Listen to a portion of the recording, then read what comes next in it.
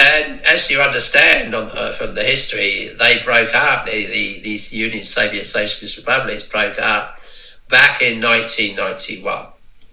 Here you have today Putin trying to bring all of these various countries, no doubt in the long run, back under Russia. So you're wondering again, is this now going to be the re-emergence of Russia in bringing back in? We know that this Antichrist, this king of fierce countenance and understanding dark sentences, will stand up in the last days, standing up in the north, so north of Israel, in other words, geographically located as being the north of Israel.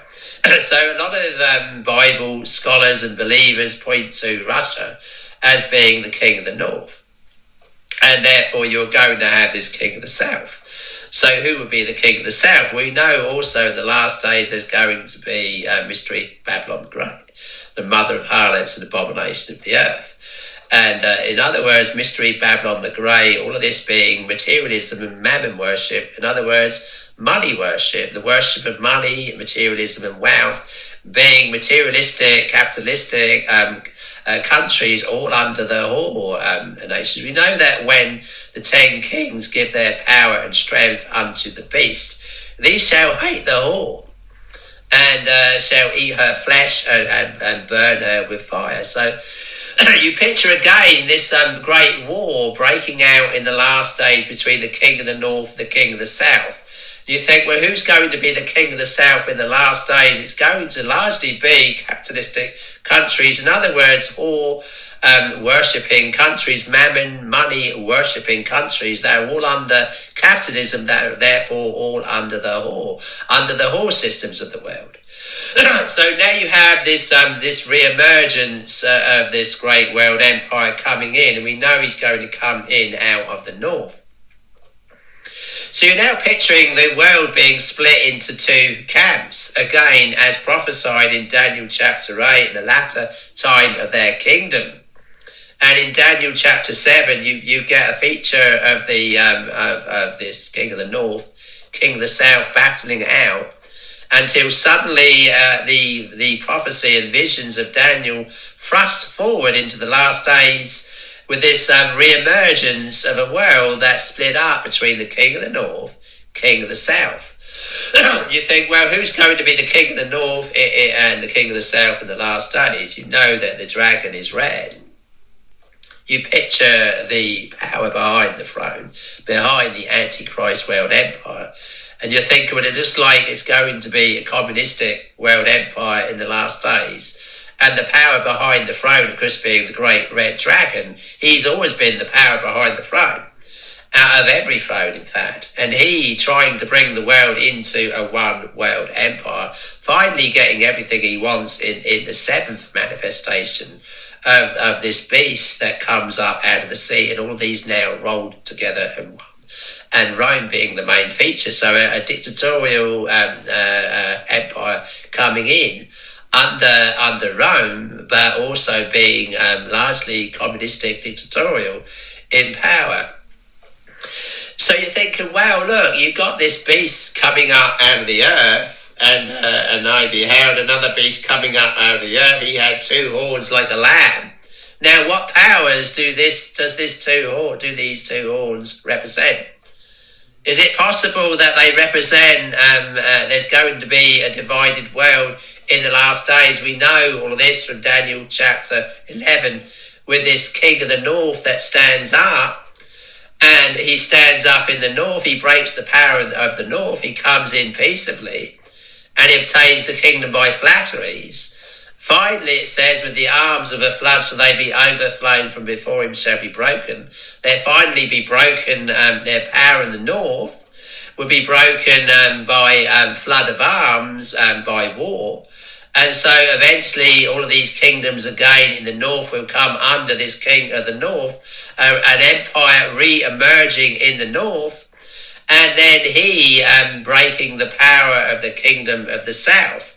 So again, time and time again, in Daniel chapter 11, you have a picture of the Antichrist world empire in the last days, and this king of the north, king of the south scenario.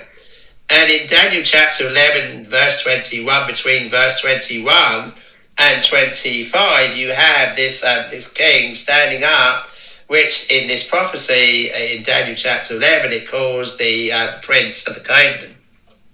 Him standing up in the north, he comes in with flattery. He finally breaks the power of the north with the arms of a flood, so in other words, through war. And then he enters peaceably also upon the fattest places of the province. In other words, the provinces in the north. He takes over in the north. He emerges in the north. He takes over various kingdoms in the north. And so he's rising in stature, power and strength.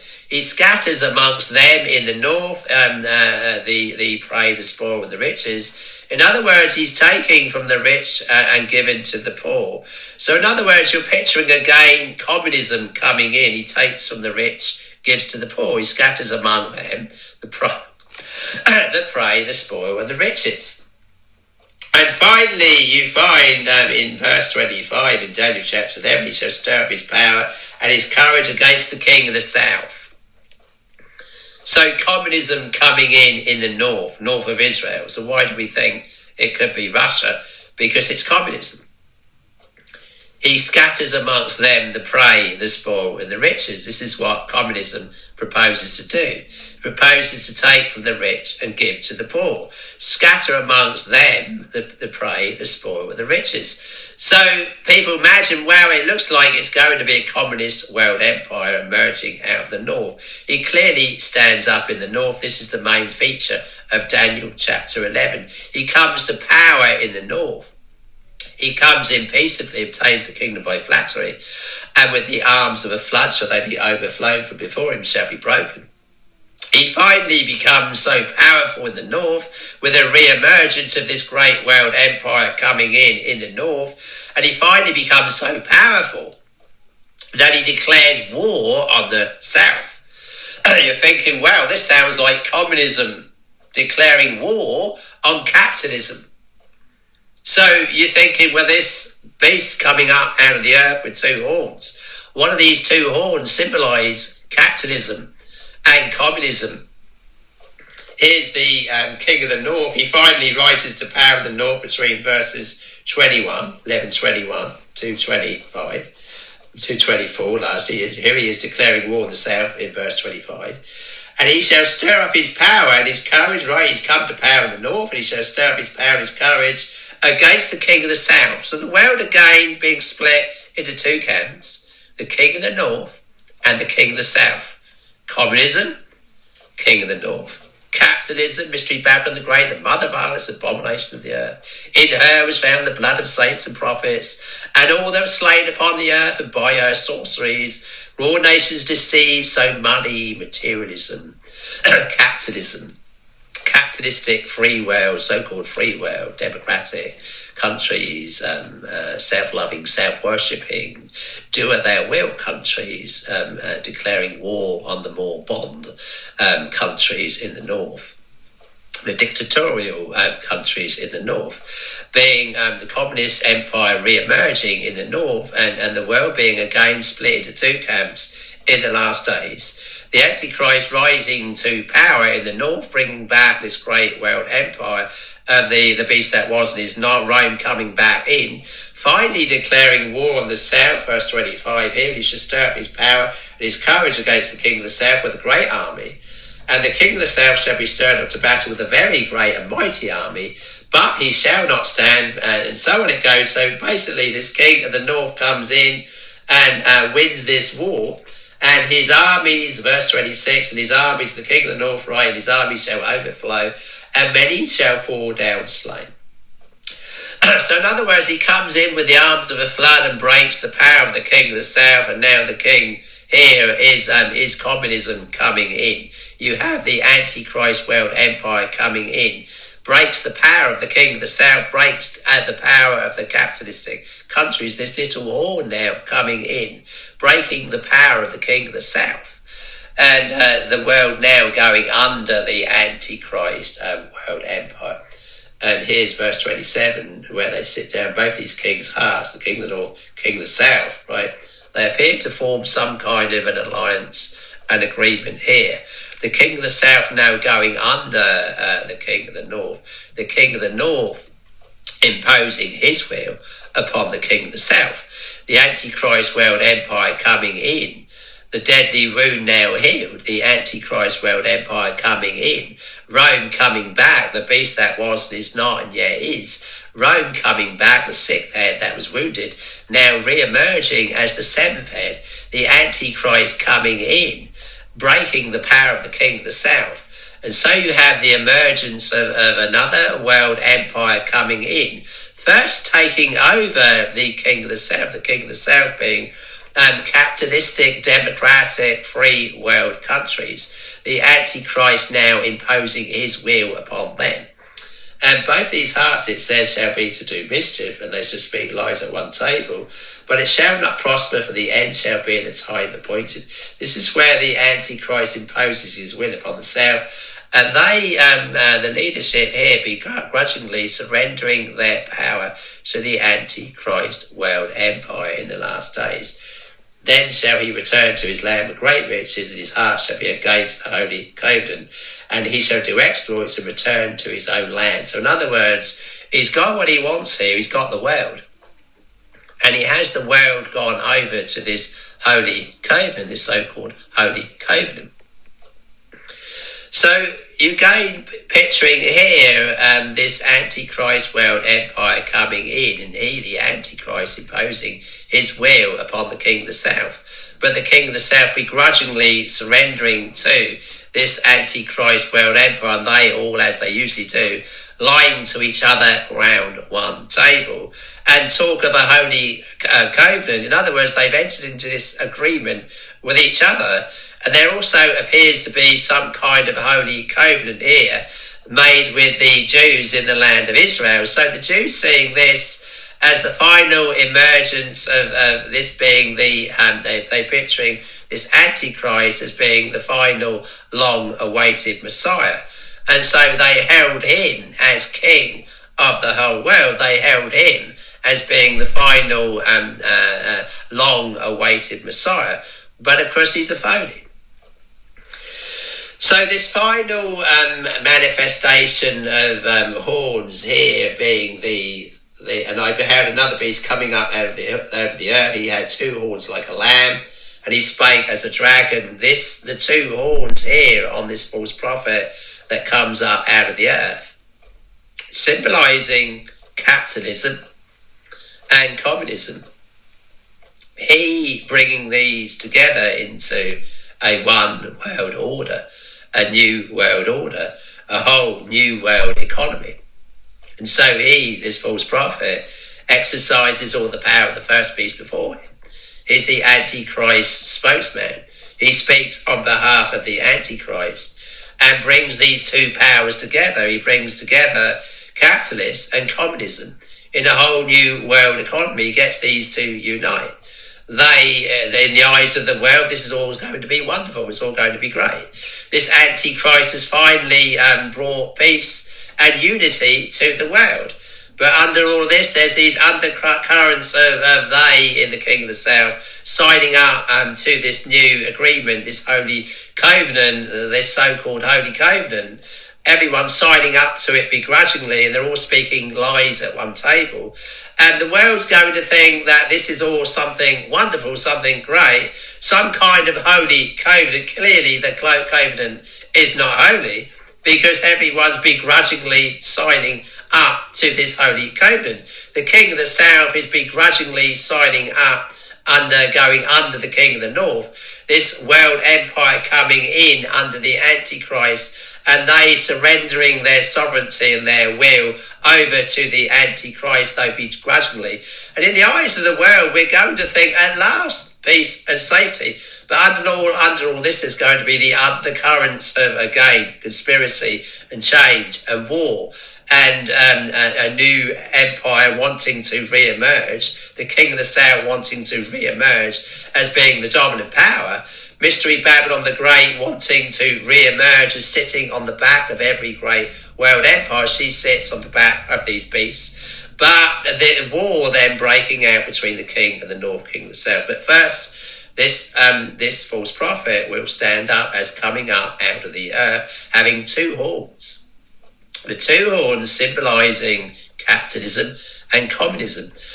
He bringing these together into a one world order, a whole new world economy under the Antichrist, in worship of the Antichrist and therefore in worship of the dragon, the power behind the Antichrist. And he, it says, I beheld another beast coming up out of the earth, so an earthly, worldly man, talking of worldly affairs. And they, being of the world, will hear him, because they're of the world. So if he speaks of the world, he's an earthly man, therefore the world will hear him. And I beheld another beast coming up out of the earth. He had two horns like a lamb, and he spake as a dragon, and he exercised before the power of the first beast before him, and caused the earth and them which dwell therein to worship the first beast, whose deadly wound was healed. So he heals, he brings back in Rome. This is the devil now bringing in his former great world empire, bringing it back. The deadly wound was healed, so he brings in another world empire, he brings back Rome.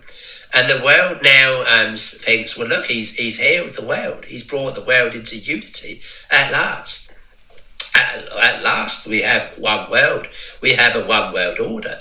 We have a whole new world order. This Antichrist man's brilliant. He's wonderful. The Jews are heralding him as the saviour of the whole world. He's the Messiah. He's the long-awaited Messiah. He's the one we've been waiting for. He's the Superman. He's restored order to the world. But underneath, because there are these undercurrents, a begrudging king of the south, Mystery Babylon the Great, she's always sat on the back of world empires. How dare this Antichrist come in and rule over us? We, the capitalistic, free world, money worshipping, money, wrath of the whore, war worshipping countries, we want our kingdom back. So they, underneath it all, on the face of it, it's all going to look like, yes, a holy covenant. Clearly, it isn't a holy covenant, because there's a begrudgingly king of the south, Mystery Babylon countries, capitalistic countries, signing up, giving their power and strength over to this Antichrist world over. They begrudgingly, but these 10 kings, 10 horns, happily giving their power over, their power and strength, becoming one mind in electing and bringing in this final emperor of Rome. They assisting the Antichrist to bring Rome back. So really, the two horns, it's looking like that the two horns, that this false prophet brings the world into a kind of a dual world empire under the Antichrist. Much like Media Persia was pictured as a ram having two horns. So again, you've got a kind of a picture of a beast rising up out of the earth, having two horns, much like the ram in Daniel chapter 8. Two horns, Media, Persia, dual world empire. So kind of a dual world empire under the Antichrist, capitalism and communism in the last days uniting together under this re-emerging world empire coming in, that's supposed to bring calm to the troubled seas, temporarily brings calm to the troubled seas, but the troubled seas kicking off again with the king of the south, capitalism trying to get back on the back of even the Antichrist world empire. This resulting in what's called the Great Tribulation, when the king of the south pushes, it says, at the king of the north. And the king of the south shall push at him, it says in Daniel chapter 11. And he shall come at, it says, the king of the south like a whirlwind. So again, trouble breaking out after a short period of the Antichrist reign. The Antichrist reign only lastly ruling the world for 3.5 years. So you again have these horns here, symbolic of two great powers in the last days. And this false prophet deceiving them which dwell on the earth, and they all going over to the beast, the Antichrist. When they see the deadly wound that was healed, he's brought back Rome. And he doeth great wonders, and he make a fire come down from heaven, the earth save men. and deceiveth them that dwell on the earth by the means of those miracles which he had power to do in the sight of the beast. So the false prophet demonstrates the power the Antichrist has. So you got a scientific new world order coming in. And here's where the false prophet now, he gets the people of the earth to make an image unto the beast. And you kind of get a real sense of these two horns here, what they symbolise. Because you got a jewel kind of picture here. He's kind of symbolised this peace between the duality of it all. The duality of this world being, you have capitalism and communism. The duality of this world, you have rich and poor. All of these issues arising amongst mankind, largely being as a result of what you might call a kind of divided world. So we have a divided world, two horns on this beast, and he's going to unite a divided world. So he gets the world to go after and over to this Antichrist world empire coming in. The deadly wound is healed. He demonstrates the power that the Antichrist by showing off all of this scientific power that the Antichrist has, bringing down fire from heaven, etc., etc. The world wonder after this beast. He's brought peace to the world. He's brought unity. He's finally united the world. He's united the rich with the poor. He's united the small with the great. He's united the free world with the bond world. And so it goes on, and he had power to give life unto the image of the beast. The image of the beast is speak, calls as men would not worship the beast. And he calls us all, both small and great. Here they are, small and great. Here's the unity coming in. He causes all, both small and great. You had the great king of the north taking over the king of the south. So now, king of the north is the great, king of the south is the small. So it's kind of like he unites capitalism and communism. Two horns, one being capitalism, one being communism. And he calls them all both small and great, rich and poor, rich countries, rich people and poor, free and bond, free countries, bond countries, dictatorial countries, democratic countries, free people, bond people and prison people, to receive a mark in their right hand or in their forehead, and that no man might buy or sell save he that had the mark or the name of the beast and the number of his name. So again, you're picturing two horns, capitalism and communism, finally uniting into a new world order. Great people and small people, rich nations and poor nations and so on. Free nations, the free world, democratic world, bomb world, dictatorial world, all uniting under the Antichrist in the last days, the two horns on the beast, symbolic of capitalism and communism in the last days. So praise Jesus.